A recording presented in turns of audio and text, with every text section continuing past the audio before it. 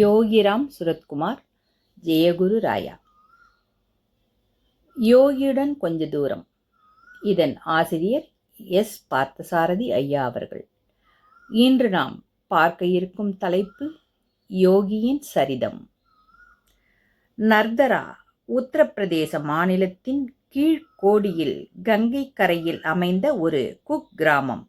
கங்கையின் புனிதமும் இரு கரையிலும் மண்டியிருந்த அடர்ந்த வனத்தின் பேரமைதியும் அங்கு வாழ்ந்த வனவிலங்குகள் மற்றும் பறவைகளின் சுந்தர வனப்பும் கங்கையின் கரையோரத்தில் ஆண்டவனுக்கு தங்களை முழுவதுமாக அர்ப்பணித்து கொண்ட சாதுக்களின் சஞ்சாரமும் சேர்ந்து நர்தராவை யாருமே அறிய முடியாத ஒரு மர்மமான ஆன்மீக ஸ்தலமாக மாற்றியிருந்தது. தன்னை வென்ற ஞானிகள் பலர் அங்கே மௌனமாக சஞ்சாரம் செய்து கொண்டிருந்தார்கள். அங்கு பூமிகார் பிராமணர்கள் என்னும் செல்வாக்கான சமுதாயம் வாழ்ந்து கொண்டிருந்தது. கால்நடைகளை பராமரித்தல், விவசாயம் இவைதான் அவர்களின் பிரதான தொழில்கள். பிராமணர்கள் என பெயர் பெற்றிருந்தாலும் அங்குள்ள பெரும்பான்மையான மக்கள் எழுத படிக்க தெரியாதவர்களே. தங்களுடைய பரம்பரை தொழிலான விவசாயத்தையும் கால்நடைகளை பராமரித்தலையும் தவிர்த்து வேறு எதிலும் அவர்கள் நாட்டமும் கொள்ளாதிருந்தார்கள். 1900களின் ஆரம்பத்தில் நர்தராவின் தலைவராக ராம் சுரத் குன்வர் இருந்தார். கட்டுமஸ்தான சரீரமும் வீரமும் நிறைந்த அவர் சிறந்த மல்யுத்த வீரரும் கூட. அவரது துணைவியார் குசும் தேவி. ராம்தத் குன்வரின் பெற்றோர்கள் சிவதயாள் குன்வர், ராதிகா தேவி. இவர்களின் கடும் உழைப்பில் கங்கை கரையில் சுமார் 30 ஏக்கர் நிலத்தில் இவர்கள் விவசாயம் செய்து வந்தார்கள். கங்கை அன்னை இவர்களின் நிலங்களுக்கு தேவையான போஷாக்கு அளித்து அக்குடும்பத்தை மகிழ்ச்சியோடு வாழ வைத்து கொண்டிருந்தாள். சிவதயாள் குன்வரும் அவரது மனைவி ராதிகா தேவியும் மறைந்த பின்னர் அவர்களது ஒரே புதல்வரான ராம்தத் குன்வர் விவசாயத்தையும் கால்நடைகளையும் பேணி பாதுகாத்து வந்தார்.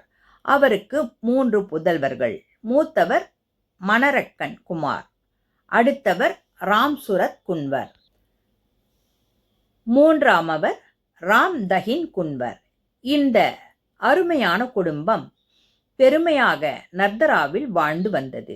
ராம்தத் குன்வரின் மூத்த புதல்வர் இளம் பிராயம் அடைந்து தந்தையுடன் விவசாயத்திலும் கால்நடைகளை பராமரிப்பதிலும் பெரும் பங்காற்றினார். அடுத்தவர் ராம்சுரத் குன்வர் குடும்பத்துக்கும் ஊருக்கும் செல்ல பிள்ளை. ராம்சுரத் குன்வர் 1918 டிசம்பர் மாதம் 1 அவதரித்தார். மதிநுட்பம் மிகுந்தவர், இதயத்தில் ஈரம் மிகுந்தவர், எவர் கஷ்டப்பட்டாலும் முன்னின்று உதவி புரிபவர், ஏழைகளின் பசியையும் சாதுக்களின் பசியையும் ஆற்றியவர், படிப்பில் மிகுந்த ஆர்வமும் கொண்டிருந்தவர். அக்காலத்தில் சாதுக்களும் தபஸ்விகளும் யோகிகளும் கங்கையை பிரதட்சணம் செய்வார்கள். கங்கையின் பிறப்பிடமான கங்கோத்திரியிலிருந்து கங்கையின் வடபுறக் கரை வழியாக புறப்பட்டு கங்கா சாகர் வரை நடைப்பயணம் மேற்கொள்வார்கள். பின் கங்கா சாகரில் கங்கையை படகில் கடந்து தென்கரை அடைந்து மீண்டும் கங்கோத்திரி வரை நடந்து செல்வார்கள். இதன் மொத்த தூரம் சுமார் 5000 மைல்கள், அதாவது 8000 கிலோமீட்டர். இந்த தூரத்தை கடக்க சுமார் 6 ஆண்டுகள் ஆகும். மழை காலத்தில் வழியில் உள்ள ஏதாவது கிராமத்தில் உள்ள கோவில்களில் அவர்கள் தங்கிவிடுவார்கள். மழைக்காலம் முடிந்ததும் மீண்டும் தங்கள் பயணத்தை தொடங்குவார்கள்.